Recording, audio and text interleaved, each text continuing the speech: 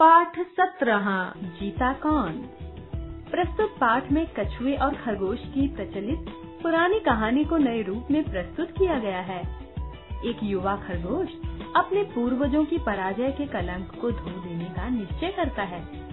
वह अपनी बदनामी से मुक्ति पाने के लिए एक बार पुनः दौड़ प्रतियोगिता का आयोजन करता है, लेकिन फिर भी इतिहास को नहीं बदल पाता। दौड़ में कछुआ खरगोश को हरा देता है। यह उक्ति सुनते सुनते जब कान पक गए तो एक युवा खरगोश तैश खा गया। न जाने वह कौन सा पूर्वज था जो बीच दौड़ में सो गया और हमेशा हमेशा के लिए खरगोश जाति के मुंह पर कालिख पोत गया। भला कहाँ कछुआ और कहाँ खरगोश। 20 बार पैर मारकर मुश्किल से 10 सेंटीमीटर सरकता है और दूसरा एक छलांग में कई मीटर नाप देता है। फिर भी सदियों से हारा हुआ कहलवाता चला आ रहा है ना घोर अनर्थ, घोर नाइंसाफी, वह भी मात्र एक पूर्वज की गलती के कारण। न जाने कौन सा नशा करके दौड़ा था या फिर अपनी टांगों की उछाल और रफ्तार के घमंड में चूर हो गया था। बीच दौड़ में टांगे पसारकर बेफिक्र सो गया और अब कलंक का बोझ सारी कौम ढो रही है। कोई बात हुई भला? आहत खरगोश ने इस सदियों पुराने कलंक को धोने की ठान ली और शहर के कछुओं से भरे सबसे बड़े तालाब के किनारे जा एक बार फिर से दौड़ की चुनौती दे डाली। चुनौती की गर्जना सुनकर कछुए स्तब्ध रह गए। मुंह से एक बोल भी नहीं फूटा, उत्तर ही नहीं सूझा। दौड़ में अच्छी खासी प्राचीन ख्याति चली आ रही थी। आज यह कौन सिर फिरा चुनौती देने आ पहुंचा। हर कछुए ने जब से होश संभाला था खरगोश से दौड़ जीतने का तगमा गले में लटका पाया था। अब इसे दोबारा सिद्ध करने की क्या जरूरत आ पड़ी। एक बुजुर्ग कछुए ने बात टालने की कोशिश की। भाई खरगोश, अब दौड़ की क्या जरूरत है। दौड़ जो होनी थी हो चुकी। सारे जमाने को उसके नतीजे का पता है। अब बार बार तो दौड़ नहीं होती। कैसे नहीं होती? वह दौड़ एक धोखा थी, फरेब थी। हमारी जाति को बदनाम करने का षड्यंत्र था। मैं उस दौड़ को नहीं मानता। अगर तुम दौड़ में सचमुच जीत सकते हो तो आओ, मुझसे जीत कर दिखलाओ। खरगोश आपे से बाहर हो गया। तैश खाने में कुछ नहीं रखा था। अब बुजुर्ग कछुए ने शालीन तर्क प्रस्तुत किया। देखो, तुम जवान खून हो, हम वृद्ध हो चुके हैं। अब तुमसे क्या दौड़ लगाएंगे। जवानी में कुछ कहते तो सोचते भी। बनो मत, खून तो तुम्हारे यहाँ भी जवान है। सारे कछुए वृद्ध नहीं हुए हैं। मैं तो किसी भी एक से दौड़ लगाने को तैयार हूँ। है कोई माइका लाल कछुओं में? खरगोश ने ताल ठोककर 2 बार उछाल भरी। माई के लाल तो सभी थे, लेकिन अवसर इसका दावा करने का नहीं था। कछुए जितना बचना चाह रहे थे, खरगोश उतना ही लपेट रहा था। चुनौती स्वीकार करने का तो कोई सवाल ही नहीं उठता था। इस बात की क्या गारंटी थी कि इस बार भी खरगोश वही पुरानी गलती को दोहराएगा। खामखा इतिहास बदल जाएगा, कहावत उलट जाएगी, मुंह काला हो जाएगा।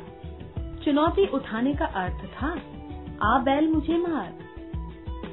निर्बलता के दामन में संतोष मशरूम की तरह बढ़ता रहता है। तो जब्त खाकर बचाव का पैंतरा फेंका। भाई, हम झगड़े फसाद में विश्वास नहीं करते। जैसे चल रहा है वैसे ही चलने दो। हमें अब कोई दौड़ नहीं लगानी। लेकिन खरगोश तो ठान कर आया था कि जैसा चल रहा है वैसा नहीं चलने देगा। पूर्वजों का कलंक तो वह धोकर ही रहेगा। वह गर्जा। लगानी कैसे नहीं है?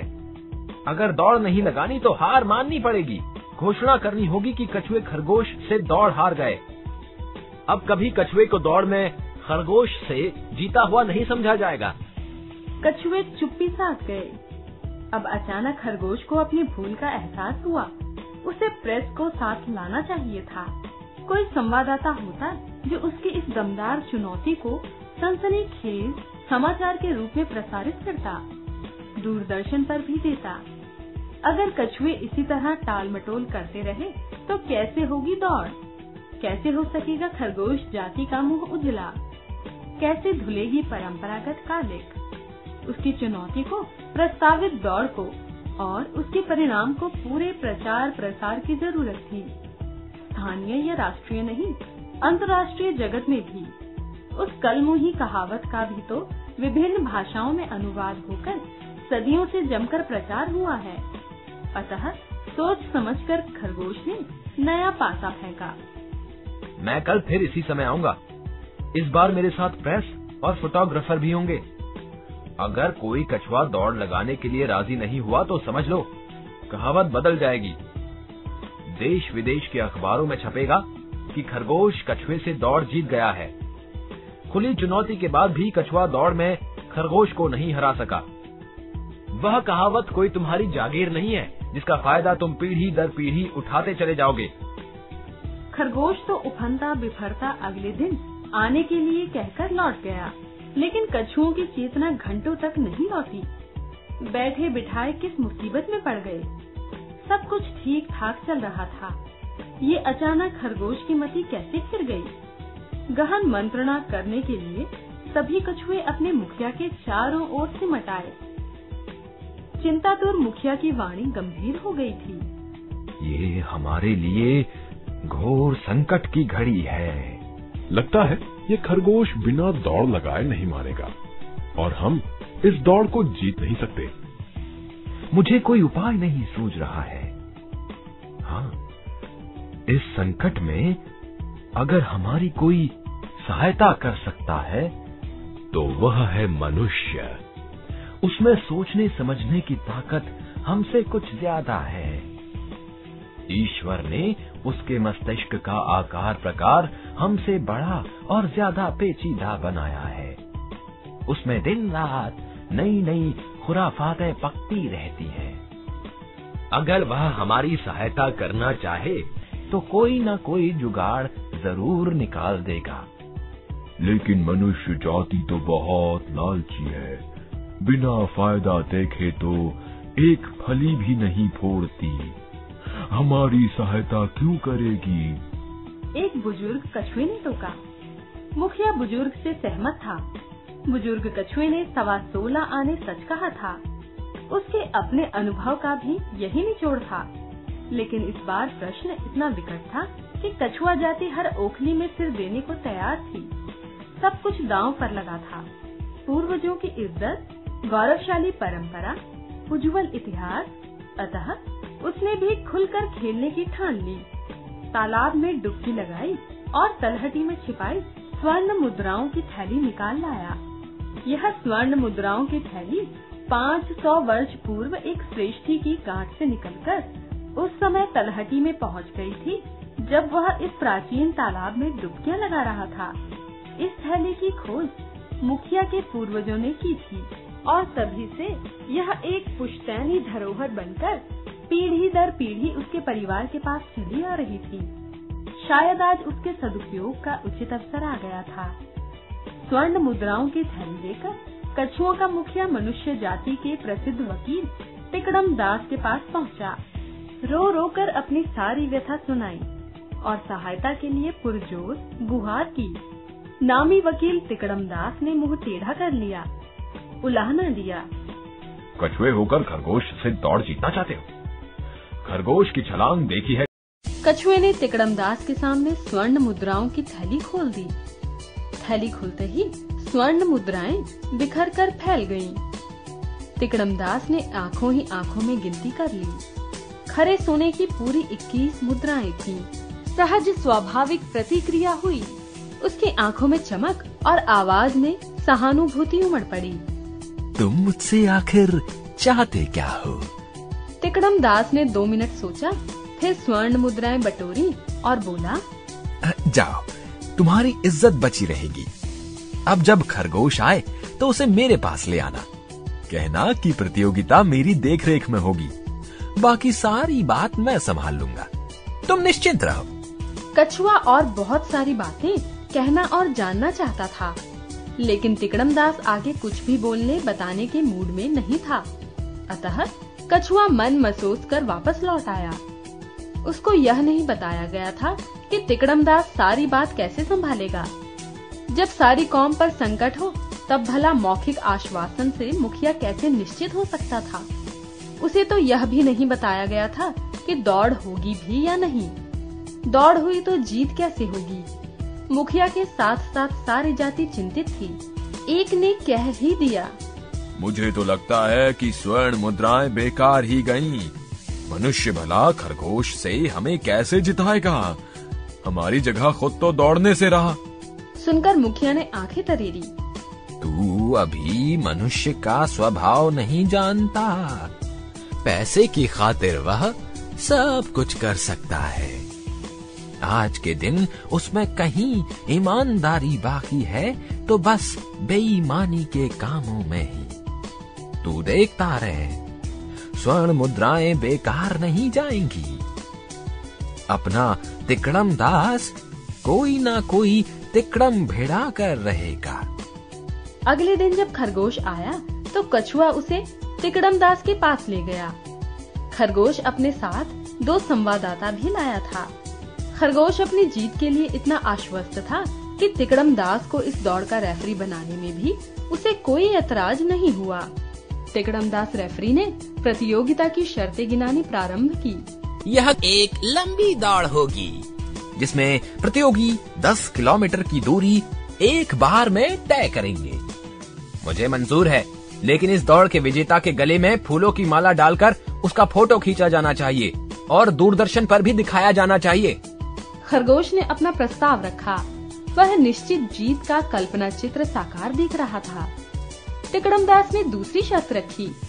दौड़ शुरू कराकर हम कार से प्रेस फोटोग्राफर को लेकर निश्चित स्थान पर पहुंचेंगे। जो प्रतियोगी निश्चित स्थान पर पहले पहुंचेगा उसे ही विजेता घोषित किया जाएगा। तिकड़मदास ने तीसरी शर्त रखी। पहले पहुंचने वाले प्रतियोगी को विजेता घोषित किया जाएगा। यह घोषणा अंतिम और सर्वमान्य होगी। इसकी कोई अपील नहीं होगी। इस दौड़ में हारे हुए प्रतियोगी को या उसकी कौम के किसी सदस्य को फिर कभी भविष्य में दूसरे प्रतियोगी की कौम को दौड़ के लिए चुनौती देने का अधिकार नहीं रह जाएगा। कछुओं और खरगोशों के बीच यह सदा सदा के लिए अंतिम और मान्यता प्राप्त मुकाबला होगा। खरगोश खुशी से झूम उठा। यही तो वह चाहता था। उसने भी तीसरा प्रस्ताव रखा। क्या इस प्रतियोगिता को टीवी पर नहीं दिखाया जा सकता? केवल अंतिम स्थल पर विजय के क्षणों को टीवी पर दिखाया जाएगा। यहाँ तिकड़मदास ने खरगोश का मन रख लिया था। प्रतियोगिता का दिन और समय तय करके सभी चले गए, लेकिन कछुओं का मुखिया अभी भी सिर झुकाए चिंताग्रस्त खड़ा था। चाहकर भी वह स्वर्ण मुद्राओं के साथ अपनी चिंता मनुष्य को स्थानांतरित नहीं कर सका था। वकील तिकड़मदास ने उसे देखा, मुस्कुराया और बोला, कल हम तालाब के किनारे स्वयं आएंगे और बताएंगे कि कछुओं की ओर से इस दौड़ में कौन दौड़ेगा। अब तुम जाओ। मनुष्य के पेचीदा मस्तिष्क और अपनी खरी स्वर्ण मुद्राओं पर आस्था जमाए विवश मुखिया लौट आया। अगले दिन वकील साहब टहलते हुए आए और कछुओं के प्रतियोगी का चुनाव कर गए। जो कुछ वकील साहब ने समझाया वह भी कछुओं ने भली प्रकार समझा। 2 हमशक्ल जुड़वा कछुओं में से एक ने उसी समय प्रतियोगिता की अंतिम सीमा रेखा पर डेरा जमाने के लिए प्रस्थान कर दिया। निश्चित दिन निश्चित समय पर निर्धारित स्थान से दौड़ प्रतियोगिता प्रारंभ हुई। पहली ही छलांग में खरगोश कछुए से प्रतियोगिता में आगे निकल गया। प्रतियोगिता रेफरी तिकड़मदास की कार, मैं फोटोग्राफर और प्रेस संवाददाताओं के चंद मिनटों में ही खरगोश से भी आगे निकल गई। जब गुब्बार उड़ाती कार खरगोश के बाजू से गुजरी तो खरगोश ने ठहरकर पीछे मुड़कर देखा। बेचारा कछुआ तेजी से हाथ पैर मारता हुआ धीरे धीरे सरकता चला आ रहा था। निश्चिंत होकर खरगोश दौड़ने लगा। इस बार उसने कम से कम 10 किलोमीटर की दूरी तय करने की ठान रखी थी। रास्ते में सोना तो दूर रहा, 1 मिनट को सुस्ताने का भी प्रोग्राम नहीं था। थकान मिटाने के लिए उसने कमर भी सीधी नहीं की। बस जीत की धुन में तेजी से दूरी नापता रहा। उसे जीत के साथ साथ एक रिकॉर्ड भी कायम करना था। जब खरगोश निर्धारित स्थान पर पहुंचा, तो वहां का दृश्य देखकर गश खा गया। कछुए के गले में विजयमाला पड़ी थी और प्रेस फोटोग्राफर उसके विभिन्न कोणों से फोटो खींच रहे थे। प्रतियोगिता रेफरी तिकड़म दास वकील कछुए को विजेता घोषित कर चुके थे। इस बार फिर खरगोश दौड़ में कछुए से हार गया था। प्राचीन कहावत ज्यों की त्यों बनी रही। दौड़ में खरगोश कछुए से हारता है। यह सब कैसे हुआ, यह युवा खरगोश की समझ से परे था। तालाब किनारे कछुओं ने मिठाई बांटी।